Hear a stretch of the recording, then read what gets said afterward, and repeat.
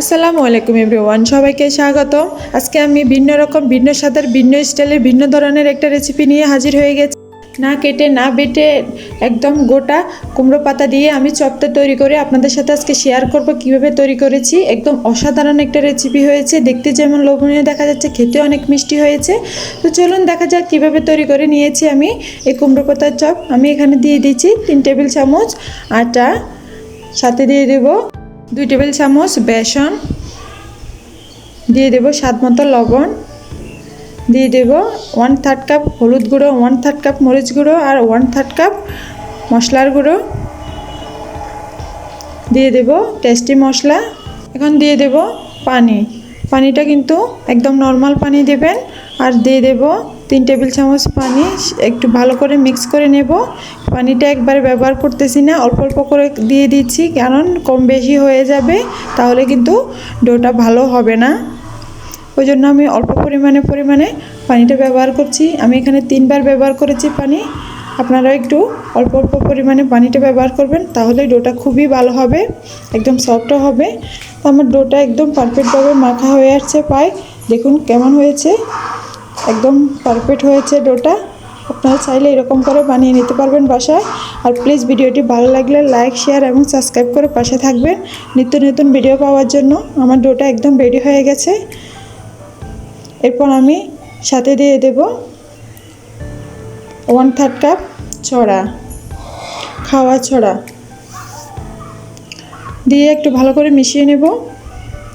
মেশানো হয়ে গেলে আমি এখানে নিয়ে নেব আস্ত কুমড়ো পাতা। এই গোটা কুমড়ো পাতা দিয়ে আজকে আমি চপ তৈরি করে আপনাদের সাথে শেয়ার করছি, কুমড়োর চপ। তো আমি এখন পাতাটা দিয়ে দেব, দিয়ে ডোয়ের মধ্যে একদম ভালো করে ডুবিয়ে একদম ভালো করে লাগিয়ে নেব পুরো পাতার মধ্যে। লাগিয়ে নেওয়ার পর আমি এটা তেলের মধ্যে দিয়ে দেব। তেলটাকে আমি আগে ফুটিয়ে নিয়েছি, তো এখন আমি দিয়ে দিলাম। আপনাকে আরেকটা দেখাচ্ছি, দেখুন অনেকটাই সুন্দরভাবে আমি লাগিয়ে নিয়েছি। হাতের সাহায্যে লাগাতে হবে, নাহলে কিন্তু ভালো হবে না। তো আমি হাত দিয়ে লাগিয়ে নিয়েছি সবগুলা। এভাবে আমি একটা একটা করে সবগুলা ভেজে নেব। দেখুন কেমন হচ্ছে, একটু উল্টিয়ে পাল্টিয়ে দিতে হবে, নাহলে কিন্তু 2 পিঠ ভালো হবে না।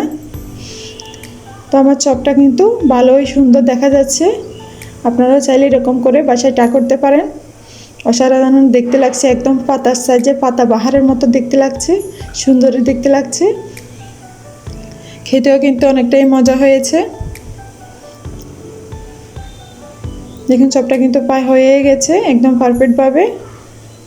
আমি এখন নামিয়ে নিচ্ছি। এরপর আমি পরিবেশন করে ফেলবো। দেখুন অনেকটাই সুন্দর দেখা যাচ্ছে, শেপটাও সুন্দর হয়েছে, একদম পুরোটাই পাতার মতো দেখা যাচ্ছে। এরকম একটা ভিন্ন রকম ভিন্ন স্টাইলের চপ কার না খেতে ভালো লাগে। আপনারা ভিডিওটা দেখে এক্ষুনি বানিয়ে ফেলুন, চটপট বানিয়ে ফেলুন। আমার এই রেসিপিটা বানাতে কিন্তু 10 মিনিট সময় লেগেছে। আপনারা চাইলে এক্ষুনি বানিয়ে নিতে পারবেন, চটপট করে তৈরি করে নিন এই নিত্য নতুন পাতাবাহার চপ, কুমড়ো পাতার চপ। অসাধারণ দেখতে লাগছে, বাচ্চাদেরকে দিলে নিমেষেই খেয়ে ফেলবে। একদম পছন্দের একটা রেসিপি হয়েছে। বাচ্চাদেরা তো এমনিতেই পছন্দ করবে, আর তাছাড়া শাক তো বাচ্চারা এমনিতেই খায় না। দুষ্ট বাচ্চারা তো শাক এমনিতেই পছন্দ করে না, ওই জন্য তাদের জন্য এই রেসিপিটা একদম পারফেক্ট আছে। তো আমি এখন সসটা লাগিয়ে আপনাদেরকে দেখিয়ে দিচ্ছি কিভাবে খেতে হবে। এগুলা অনেকটাই টেস্টি, অনেকটাই মজার। দেখুন সসটা লাগিয়ে অসাধারণ লাগছে, খেতে জাস্ট জমে গেছে, একদম পারফেক্ট হয়েছে। অসাধারণ একটা রেসিপি শেয়ার করলাম। আল্লাহ হাফেজ।